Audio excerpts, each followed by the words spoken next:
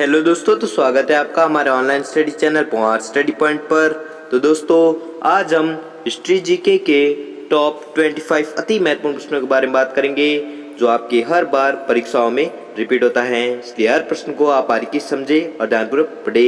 ये सभी प्रश्न भारत में आयोजित सभी प्रत्येक परीक्षाओं के लिए अति महत्वपूर्ण प्रश्न है, इसलिए वीडियो को आप जरा भी स्किप ना करें क्योंकि वीडियो आपके लिए बहुत ही हेल्पफुल होने वाला है। तो चलो वीडियो को शुरू करते हैं।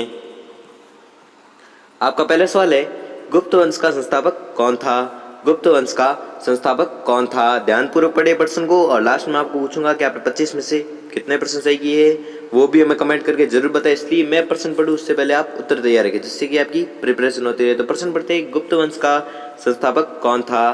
तो आपका उत्तर होगा श्रीगुप्त। ठीक है, श्रीगुप्त था जो गुप्त वंश का संस्थापक था। कौन? श्रीगुप्त। अगला देखते हैं। अगला सवाल है, गुप्त शासकों की सरकारी भाषा थी। गुप्त शासकों की सरकारी भाषा थी तो कौन सी थी?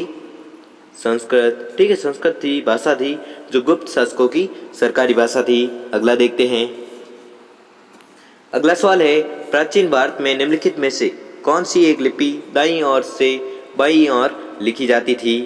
प्राचीन भारत में निम्नलिखित में से कौन सी एक लिपि जो दाईं ओर से बाईं ओर लिखी जाती थी? तो आपका उत्तर होगा खरोष्टी लिपि। ठीक है, खरोष्टी लिपि थी जो दाईं ओर से बाईं ओर लिखी जाती थी। अगला देखते हैं। अगला सवाल है, भीमबेटका किसके लिए प्रसिद्ध है?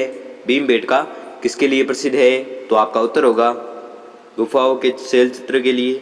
ठीक है, गुफाओं के शैल चित्र के लिए कौन प्रसिद्ध है? तो आपको याद रखना है भीमबेटका। ठीक है, अगला देखते हैं। अगला सवाल है, निम्नलिखित में से कौन सा एक प्राचीन भारत में व्यापारियों का निगम था? निम्नलिखित में से कौन सा एक प्राचीन भारत में व्यापारियों का निगम था? तो आपका उत्तर होगा मणिग्राम। ठीक है, मणिग्राम है जो प्राचीन भारत में व्यापारियों का निगम था। कौन सा? मणिग्राम। अगला देखते हैं। अगला सवाल है, मानव द्वारा सर्वप्रथम प्रयुक्त अनाज था। मानव द्वारा सर्वप्रथम प्रयुक्त अनाज था तो अनाज था चावल। ठीक है, मानव द्वारा सर्वप्रथम प्रयुक्त अनाज कौन सा था? चावल। अगला देखते हैं। अगला सवाल है, गुर्जरों को किस शासक ने पराजित किया था? गुर्जरों को किस शासक ने पराजित किया था?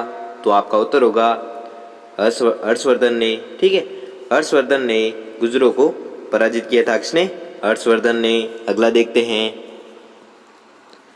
अगला सवाल है, गौतम बुद्ध द्वारा भिक्षुणी संघ की स्थापना कहाँ की गई थी? गौतम बुद्ध द्वारा भिक्षुणी संघ की स्थापना कहाँ की गई थी? तो आपका उत्तर होगा कपिलवस्तु में। ठीक है, कपिलवस्तु में किसकी स्थापना की गई थी? तो आपको याद रखना है भिक्षुणी संघ की स्थापना की गई थी। किसके द्वारा? गौतम बुद्ध द्वारा।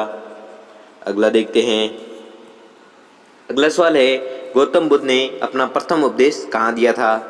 गौतम बुद्ध ने अपना प्रथम उपदेश कहाँ पर दिया था? तो आपका उत्तर होगा सारनाथ में। ठीक है, सारनाथ में गौतम बुद्ध ने अपना प्रथम उपदेश दिया था। कहाँ पर? सारनाथ में। अगला देखते हैं। अगला सवाल है, बौद्ध धर्म एवं जैन धर्म दोनों के उपदेश किसके शासनकाल में दिए गए थे? बौद्ध धर्म एवं जैन धर्म दोनों के उपदेश किसके शासनकाल में दिए गए थे? तो आपका उत्तर होगा बिंबिसार। ठीक है, बिंबिसार के शासनकाल में बौद्ध धर्म एवं जैन धर्म के उपदेश दिए गए थे। अगला देखते हैं। अगला सवाल है, महावीर की मृत्यु कहाँ हुई थी? महावीर की मृत्यु कहाँ पर हुई थी? तो आपका उत्तर होगा पावापुरी में। ठीक है, पावापुरी में किसकी मृत्यु हुई थी? तो आपको याद रखना है महावीर की मृत्यु हुई थी। अगला देखते हैं। अगला सवाल है, सिद्धार्थ को ज्ञान प्राप्ति कहाँ हुई थी? सिद्धार्थ को ज्ञान की प्राप्ति कहाँ पर हुई थी? तो आपको याद रखना है वो थी गया। ठीक है, गया नामक स्थान पर सिद्धार्थ को ज्ञान की प्राप्ति हुई थी। अगला देखते हैं। अगला सवाल है, भागवत संप्रदाय के विकास में किसका योगदान अत्यधिक था? भागवत संप्रदाय के विकास में किसका योगदान अत्यधिक था? तो आपका उत्तर होगा हिंदू एवं यूनानी का। ठीक है, हिंदू यूनानी का योगदान अत्यधिक था। किसके विकास में? भागवत संप्रदाय के विकास में। अगला देखते हैं। अगला सवाल है, महात्मा बुद्ध किस क्षेत्रीय कुल के थे? महात्मा बुद्ध किस क्षेत्रीय कुल के थे? तो आपका उत्तर होगा शाक्य। ठीक है, महात्मा बुद्ध शाक्य क्षेत्रीय कुल के थे। ठीक है, कौन? महात्मा बुद्ध। अगला देखते हैं। अगला सवाल है, निम्नलिखित में से प्राचीनतम राजवंश कौन सा है? निम्नलिखित में से प्राचीनतम राजवंश कौन सा है?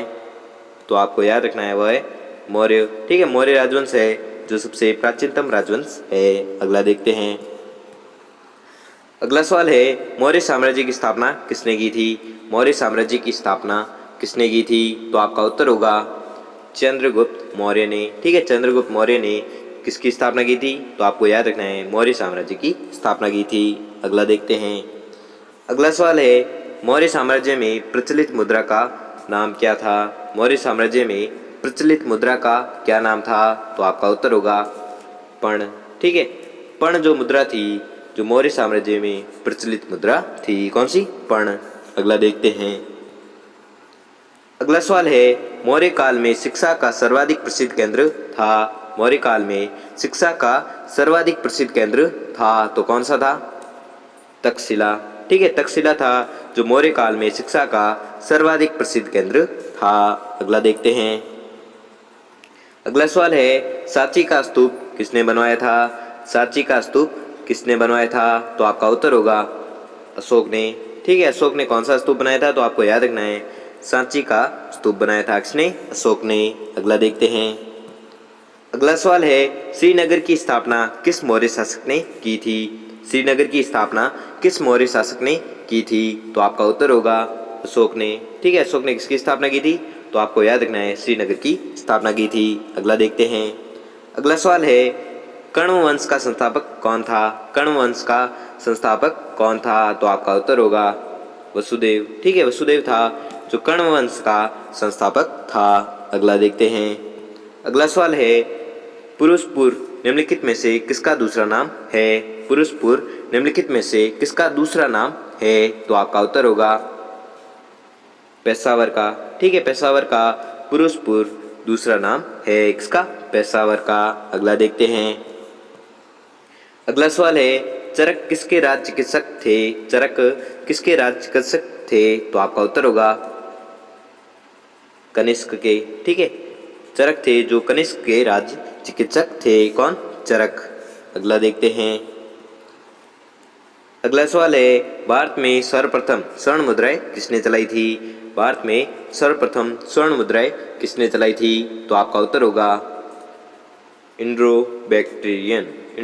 बैक्टेरियन थे जिन्होंने भारत में सर्वप्रथम स्वर्ण मुद्राएं चलाई थी। किसने? Indo Bactrian. अगला देखते हैं। अगला सवाल है भारतीय रंगमंच में यवनिका का शुभारंभ किसने किया? भारतीय रंगमंच में यवनिका का शुभारंभ किसने किया? तो आपको याद रखना है वह किया था यूनानियों ने। ठीक है, यूनानियों ने भारतीय रंगमंच में यवनिका का शुभारंभ किया था। किसने? यूनानियों ने। तो दोस्तों आपने 25 में से कितने % सही की है वो हमें जल्दी से जल्दी कमेंट करके ज़रूर बताएं। और अगर आपको वीडियो थोड़ा सा भी अच्छा लगा हो या आपके लिए थोड़ा सा भी हेल्पफुल साबित हुआ हो तो वीडियो को लाइक कर लीजिए, चैनल को सब्सक्राइब कर लीजिए और बेल आइकन को प्रेस कर लीजिए जिससे कि हमारी वीडियो की नोटिफिकेशन आपको मिलती रहेगी। तो धन्यवाद।